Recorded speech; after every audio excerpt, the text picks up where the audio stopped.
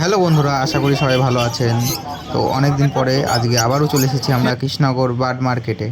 এখানে আজকে অনেক কালেকশন আপনাদের মধ্যে তুলে ধরবো এবং সব পশু পাখির ভিডিও, যেগুলো মানে নিচেই দাম লেখা থাকবে। তো আপনাদের অসুবিধা হলে আপনারা নিচেই দেখে নেবেন যে কোনটার কী দাম আছে। তো আমি বেশি কিছু বলবো না, এখান থেকেই শুরু করা যাক আজকের ভিডিও।